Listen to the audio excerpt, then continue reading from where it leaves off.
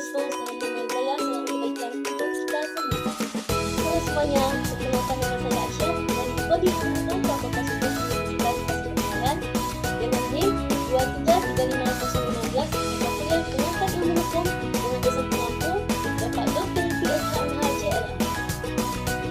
Di sini saya akan membahas materi 1. Sistem hukum, 2. Asas hukum bagian 1, 3. Asas hukum bagian 2. Pertama, kita akan membahas sistem hukum. A. Sistem. Sistem adalah suatuan kompositas elemen yang terbentuk dalam suatuan interaksi proses. Masing-masing elemen terikat dengan kesatuan hubungan yang satu sama lainnya saling tergantung.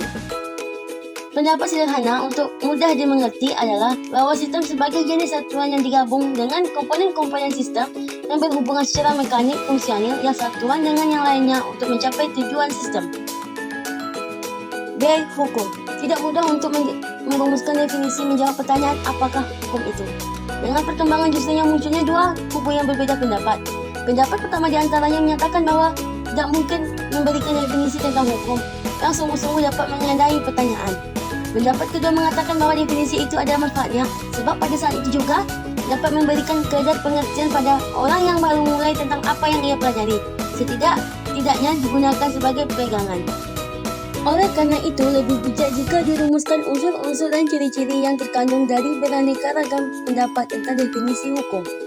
Unsur yang tersebut diantara lain: 1. Peraturan itu mengenai tingkah laku manusia. 2. Peraturan itu dibuat oleh badan berwenang. 3. Peraturan itu bersifat memaksa walaupun tidak dapat dipaksakan. 4. Peraturan itu disertai saksi yang tegas dan dapat dirasakan oleh yang bersangkutan. Sedangkan ciri-cirinya adalah sebagai berikut: ada satuan perintah, larangan, dan kebolehan. Adanya saksi yang tegas. C. Hukum sebagai satu sistem. Sistem hukum adalah suatu kesatuan yang terdiri dari unsur-unsur yang mempunyai prinsip satu sama lain dan bekerja sama untuk mencapai tujuan kesatuan tersebut. D. Sistem hukum di dunia. 3 sistem hukum yang banyak dianut oleh negara di dunia. Sistem hukumnya tersebut adalah A. Civil law.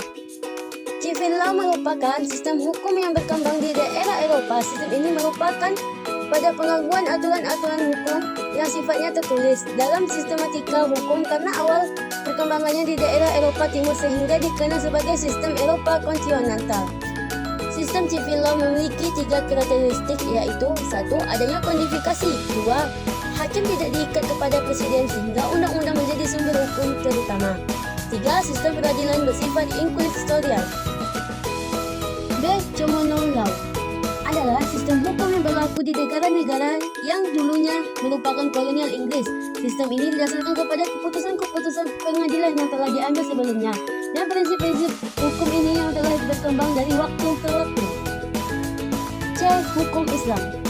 Hukum Muslim law atau hukum Islam, Islamic law, di Arab disebut syariah, yang artinya jalan yang benar. Hukum Muslim adalah sistem aturan-aturan hukum agama.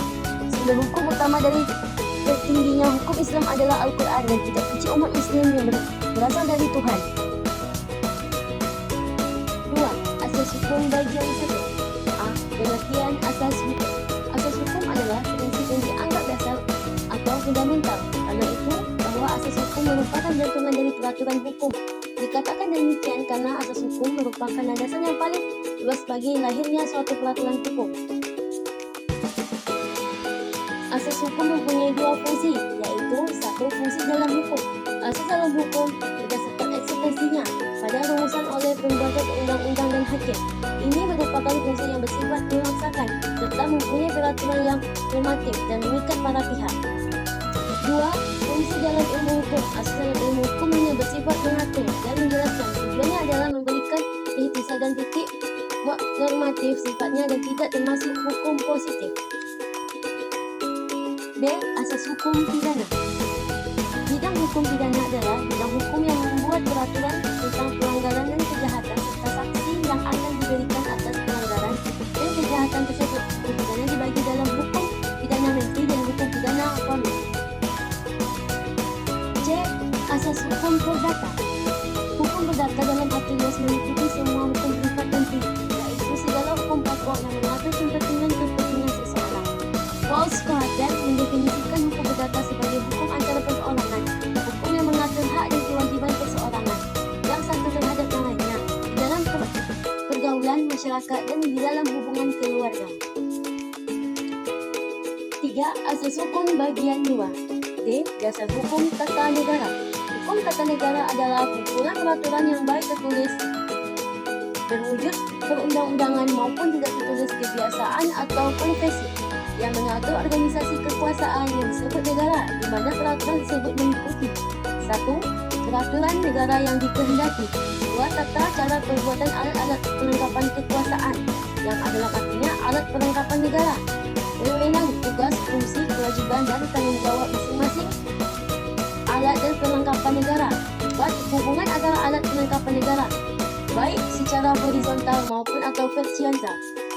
5. Hubungan antara organisasi kekuasaan negara dengan warga negara dan hak asasi manusia. E. Asas hukum administrasi negara. Penyebutan untuk hukum administrasi negara ini bermacam-macam. Seringkali disebut hukum tata pemerintahan dan juga yang menggunakan istilah hukum tata usaha negara. Namun demikian, kesemuanya memiliki makna yang sama. Begitu juga dengan definisi, banyak yang mendapatkan perbedaan namun memiliki makna yang sama.